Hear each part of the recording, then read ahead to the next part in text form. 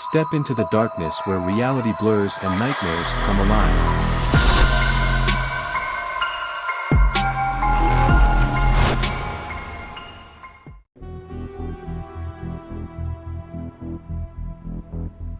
Anticipation as our team of paranormal investigators gathered outside the imposing gates of Briarcliff Asylum.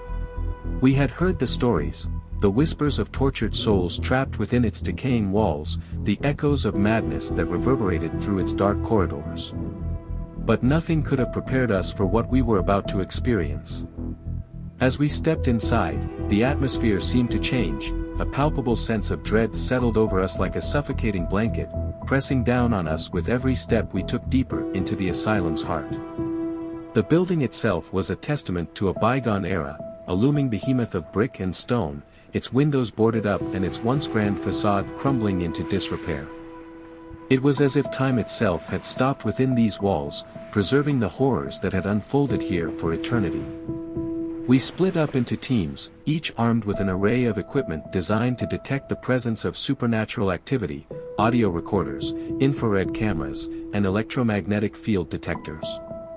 Our mission was simple: to spend the night within Briarcliff's walls, documenting any signs of paranormal activity that we encountered.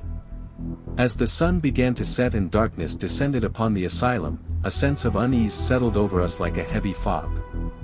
We ventured deeper into its labyrinthine corridors, our footsteps echoing off the cold, tiled floors as we searched for any sign of the spirits said to haunt these halls.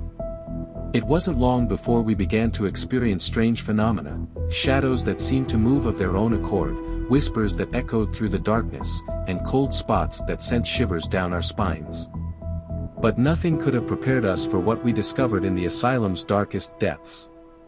As we delved deeper into its bowels, we stumbled upon a series of hidden chambers, rooms filled with the remnants of unspeakable horrors.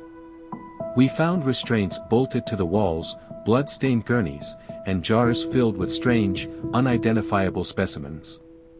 It was clear that Briarcliff had been more than just a place of healing, it had been a prison, a hell on earth where the most vulnerable among us had been subjected to unspeakable cruelty. But as we explored further, our equipment began to malfunction, lights flickered and died, batteries drained within minutes of being replaced, and our radios crackled with static. It was as if the spirits of Briarcliff were growing increasingly agitated, their presence manifesting in more tangible and violent ways. And then, as we reached the asylum's lowest levels, we encountered something that chilled us to the bone, a room shrouded in darkness, its walls covered in strange symbols and glyphs. In the center of the room stood an altar, its surface stained with dried blood and surrounded by flickering candles. As we approached, a sense of dread washed over us like a tidal wave. We knew that we had stumbled upon something unspeakably evil, something that had been lurking in the shadows of Briarcliff for far longer than any of us could have imagined. And then, with a deafening roar, the spirits of Briarcliff made themselves known.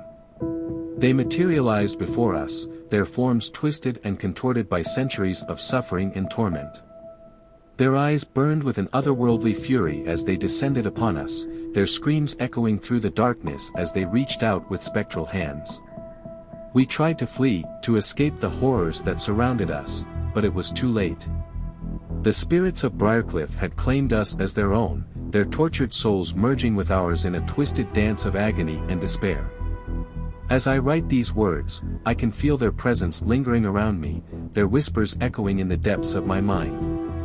I know that I will never escape the horrors of Briarcliff Asylum, that its tortured souls will haunt me for the rest of my days, their screams echoing through the darkness as a grim reminder of the true price of curiosity.